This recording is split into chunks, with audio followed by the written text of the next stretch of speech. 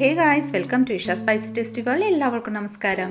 ഇന്ന് നമ്മൾ തയ്യാറാക്കുന്നത് നമ്മുടെ സ്നാക്ക് ഐറ്റംസിൽ ഏറ്റവും എളുപ്പത്തിൽ തയ്യാറാക്കാൻ പറ്റിയ നമ്മുടെ റിബൺ പക്കോടയാണ് നമ്മൾ ഇന്ന് തയ്യാറാക്കുന്നത്. ഷോപ്പിൽ നിന്ന് വാങ്ങുന്ന അതേ രുചിയിലും നല്ല ക്രിസ്പി ആൻഡ് ക്രഞ്ചി ആയിട്ട് നമുക്ക് ഈ ഒരു റിബൺ പക്കോട തയ്യാറാക്കാം. തീർച്ചയായിട്ടും ഈ ഒരു റെസിപ്പി നിങ്ങൾക്ക് എല്ലാവർക്കും ഇഷ്ടപ്പെടുന്നതായിരിക്കും. സോ റെസിപ്പി എല്ലാവരും സ്കിപ്പ് ചെയ്ത് കണ്ടുള്ളൂ കേട്ടോ. കണ്ടതിന് ശേഷം നിങ്ങളുടെ ഫീഡ്ബാക്ക് എന്നിൽ അറിയിക്കാൻ മറക്കരുത്. അപ്പം നമ്മുടെ ഈ ഒരു ക്രിസ്പി ആയിട്ടുള്ള ഒരു റിബൺ പക്കോട നമ്മൾ എങ്ങനെ തയ്യാറാക്കിയെന്ന് നോക്കിയാലോ. അതിനായിട്ട് നമ്മുടെ മാവൊന്ന് കുഴച്ചെടുക്കാനായിട്ട് ഒരു വലിയ പാത്രം എടുക്കുക.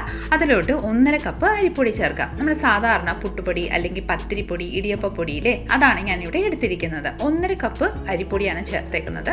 ഇനി അതേ സെയിം അളവിൽ 1.5 കപ്പ് നമ്മുടെ കടലമാവും കൂടെ നമുക്കൊന്ന് ചേർത്ത് കൊടുക്കാം. ഇനി നമ്മുടെ എരിവിൻ്റെ താല്പര്യം അനുസരിച്ച് മുളക് പൊടി ചേർക്കാം. ഞാനിവിടെ 1 ടീസ്പൂണ് മുളക് പൊടി, 1/2 ടീസ്പൂണ് കാശ്മീരി ചില്ലി പൗഡറാണ് ചേർത്ത് കൊടുക്കുന്നത്. ഇനി നമുക്ക് ഇതിലോട്ട് ആവശ്യമനുസരിച്ച് ഉപ്പും കൂടെ ചേർത്ത് കൊടുക്കാം. ഈ വക ചേർത്തതിന് ശേഷം നന്നായിട്ടൊന്ന് മിക്സ് ചെയ്ത് കൊടുക്കാം. ഇനി നമുക്ക് ഇതിലോട്ട് നല്ല ചൂടായിട്ടുള്ളൊരു നെയ്യാണ് ഞാനിവിടെ 2 ടേബിൾ സ്പൂൺ ചേർക്കാൻ പോകുന്നത്. നല്ലൊരു ഫ്ലേവറും ക്രിസ്പിനെസ് കിട്ടാനായിട്ട് നമ്മൾ നെയ്യ് ചേർക്കുന്നത്.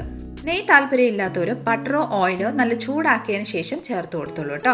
അതിനുശേഷം നമുക്ക് ഈ വക നന്നായിട്ടൊന്ന് മിക്സ് ചെയ്ത് കൊടുക്കാം. ആ നെയ്യ് മാവിലോട്ട് നന്നായിട്ട് യോജിച്ച് വരുന്നിടം വരെ ഒന്ന് മിക്സ് ചെയ്ത് കൊടുക്കാം.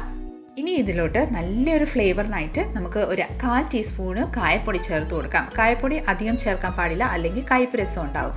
ഇനി നന്നായിട്ടൊന്ന് മിക്സ് ചെയ്ത് കൊടുക്കാം. ഇനി നമുക്ക് ഇതിലോട്ട് നോർമൽ വെള്ളം യൂസ് ചെയ്ത് നന്നായിട്ടൊന്ന് ഡോ പരുവത്തിലൊന്ന് കുഴച്ചെടുക്കാം. സെമി സോഫ്റ്റ് ഡോ പരുവത്തിലാണ് കുഴച്ചെടുക്കുന്നത്. അതായത് അധികം ലൂസ് ഒന്നും ആവാൻ പാടില്ല. കുറേശ്ശെ വെള്ളം ആഡ് ചെയ്ത് നന്നായിട്ടൊന്ന് കുഴച്ചെടുക്കാം. അപ്പോൾ ഇതാ നമ്മുടെ മാവ് ഇവിടെ പെർഫെക്റ്റ് ആയിട്ട് റെഡി ആയിട്ടുണ്ട്. നല്ല സെമി സോഫ്റ്റ് ആയിട്ട് തന്നെ നമ്മളിവിടെ റെഡി ആക്കിയിട്ടുണ്ട്. അധികം ലൂസും അല്ലാത്ത രീതിയിലാണ് നമ്മളിവിടെ മാവ് നമ്മുടെ കുഴച്ച് വെച്ചിരിക്കുന്നത്. ഇനി നമുക്ക് ഇത് നമ്മുടെ പക്കോട തയ്യാറാക്കാനായിട്ട് നമ്മുടെ ഇതിൻ്റെ അച്ചെടുക്കാം. ആ ഒരു അച്ചിലോട്ട് കുറച്ച് ഓയിലൊന്ന് ഗ്രീസ് ചെയ്ത് കൊടുക്കാം. അതിനുശേഷം ഇനി നമുക്ക് കുറച്ച് മാവ് എടുത്തിട്ട് ഒന്ന് റോൾ ചെയ്ത് ഇതുപോലെ ഒന്ന് ആക്കി വെക്കാം. അതിനുശേഷം നമ്മുടെ ഈ അച്ച് മെഷീനിലോട്ട് നമ്മുടെ ചില്ലൊന്ന് വെച്ച് കൊടുക്കാം. പക്കോട തയ്യാറാക്കുന്ന ഈ ഒരു ടൈപ്പിലെ ചില്ലാണ് ഞാൻ ഇതിലോട്ട് ചേർത്ത് കൊടുക്കുന്നത്. ഇനി നമുക്ക് റോൾ ചെയ്ത് വെച്ചിരിക്കുന്ന നമ്മുടെ ഈ ഒരു മാവ് നമുക്ക് ഈ ഒരു അച്ചിലോട്ട് ഒന്ന് ചേർത്ത് കൊടുക്കാം. ഇതുപോലെ ഒന്ന് നന്നായിട്ടൊന്ന് ചേർത്തതിന് ശേഷം നമ്മുടെ ഈ മെഷീൻ്റെ ലിഡിട്ട് ക്ലോസ് ചെയ്ത് നന്നായിട്ടൊന്ന് ടൈറ്റ് ആക്കി എടുക്കാം. ഇനി നമുക്ക് നമ്മുടെ പക്കോട ഒന്ന് റെഡിയാക്കിയാലോ. അതിനായിട്ട് ഞാനിവിടെ ഇരുമ്പ് കടായിയാണ് എടുത്തിരിക്കുന്നത്. നിങ്ങൾ ഏത് കടായാണെങ്കിലും കുഴപ്പമൊന്നുമില്ല. അതിലോട്ട് ഞാൻ സാധാരണ സൺഫ്ലവർ ഓയിലാണ് ചേർത്തേക്കുന്നത്. ഒരു ചെറിയ ഉരുള ഞാൻ ഇതിലോട്ട് ചേർത്ത് കൊടുത്തിട്ടുണ്ട്. ഈ ഒരു പരുവത്തിൽ വേണം നമ്മുടെ ഓയിലൊന്ന് ചൂടാവാൻ വേണ്ടിയിട്ട്. ഇനി നമുക്ക് ആദ്യം കുറച്ച് കരിവേപ്പില ഒന്ന് ഫ്രൈ ചെയ്തെടുക്കാം.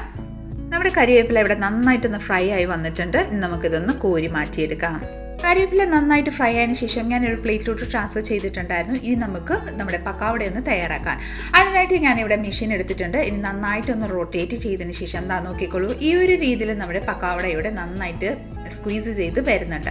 ഇതേ രീതിയിൽ തന്നെ നമുക്ക് ഒന്ന് ചുറ്റിച്ച് നമുക്ക് നന്നായിട്ടൊന്ന് പക്കോട ഒന്ന് റെഡിയാക്കാം കേട്ടോ. ഇനി നമുക്ക് ഇത് ഒരു മീഡിയം ഫ്ലെയിമിൽ വെച്ചിട്ട് നന്നായിട്ടൊന്ന് മുരിച്ച് ഒന്ന് ഫ്രൈ ചെയ്തെടുക്കാം. നല്ലൊരു ഗോൾഡൻ കളർ ആവുന്നിടം വരെ നമുക്ക് തിരിച്ചും മറിച്ചും നന്നായിട്ടൊന്ന് ഫ്രൈ ചെയ്തെടുക്കാം. ഫ്ലെയിം മീഡിയത്തിൽ തന്നെ വെച്ചിട്ട് നന്നായിട്ടൊന്ന് മുരിച്ചെടുക്കാം. ഹൈ ഫ്ലെയിമിൽ വെച്ച് കഴിഞ്ഞാൽ ഇത് കരിയാനുള്ള സാധ്യതയുണ്ട്. ആ കളർ തന്നെ പെട്ടെന്ന് ചേഞ്ചസ് ആയി വരും. അപ്പോൾ നന്നായിട്ടൊന്ന് നമുക്കൊന്ന് മുരിച്ചെടുക്കാം. അപ്പോൾ നമ്മുടെ പെർഫെക്റ്റ് ആയിട്ട് നമ്മുടെ ഈ ഒരു പക്കോട നല്ല ഗോൾഡൻ ഷെയ്ഡിലോട്ട് നന്നായിട്ടൊന്ന് മുരിഞ്ഞ് വന്നിട്ടുണ്ട്. നമുക്കൊരു പ്ലേറ്റിലോട്ട് ഒന്ന് ട്രാൻസ്ഫർ ചെയ്ത് കൊടുക്കാം. ബാക്കിയുള്ള പക്കോടയെല്ലാം ഞാനിവിടെ റെഡിയാക്കി വെച്ചിട്ടുണ്ട്. റെഡിയാക്കിയതിന് ശേഷം ഒരു പ്ലേറ്റിലോട്ട് ഞാനിവിടെ സെറ്റ് ചെയ്ത് വെച്ചിട്ടുണ്ട്. ഇനി നമുക്ക് നമ്മൾ കുറച്ച് മുന്നേ റോസ്റ്റ് ചെയ്ത് വെച്ചിരിക്കുന്ന ആ ഒരു കരിവേപ്പിലയും കൂടെ നമുക്ക് ഇതിലോട്ട് ഒന്ന് സ്പ്രെഡ് ചെയ്ത് കൊടുക്കാം. വളരെ ടേസ്റ്റിയും സിമ്പിൾ മെത്തേഡിൽ തയ്യാറാക്കുന്ന നമ്മുടെ റിബൺ പക്കോട ഇവിടെ റെഡിയാണ്. വളരെ പെട്ടെന്ന് തന്നെ തയ്യാറാക്കാൻ പറ്റിയ ഒരു ഈവനിങ് സ്നാക്സിൻ്റെ റെസിപ്പിയാണ്. തീർച്ചയായിട്ടും എല്ലാവരും ഒന്ന് ട്രൈ ചെയ്ത് നോക്കിക്കോളൂ. നല്ല ക്രിസ്പി ആൻഡ് ക്രഞ്ചി ആയിട്ട് തന്നെ നമുക്ക് വളരെ ഈസി വേയിൽ തയ്യാറാക്കാൻ പറ്റിയ ഒരു റിബൺ പക്കോടയുടെ റെസിപ്പിയാണ്. സോ തീർച്ചയായിട്ടും എല്ലാവരും ഒന്ന് ട്രൈ ചെയ്ത് നോക്കിക്കോളൂ. നമ്മുടെ ഇന്നത്തെ ഒരു റെസിപ്പി നിങ്ങൾക്ക് എല്ലാവർക്കും ഇഷ്ടമായെന്ന് വിചാരിക്കുന്നു. ഇഷ്ടമായിട്ടുണ്ടെങ്കിൽ ലൈക്ക് ചെയ്തും ഫാമിലി മെമ്പേഴ്സിനും റിലേറ്റീവ്സിനും ഫ്രണ്ട്സിനും എല്ലാവർക്കും ഒന്ന് ഷെയർ ചെയ്ത് നമ്മളെന്ന് സപ്പോർട്ട് ചെയ്തേക്കണേ. കൂടാതെ ഇതുപോലെ നല്ല നല്ല റെസിപ്പിക്കായി Isha spicy tasty world channel ഒന്ന് ഫോളോ ചെയ്യും സബ്സ്ക്രൈബും കൂടെ ചെയ്ത് നമ്മളെന്ന് സപ്പോർട്ട് ചെയ്തേക്കാം. അടുത്ത നല്ലൊരു റെസിപ്പിയും കൊണ്ട് വരുന്നതിന് വരെ എല്ലാവരും stay tune, be happy and keep smiling. Thank you for watching and by.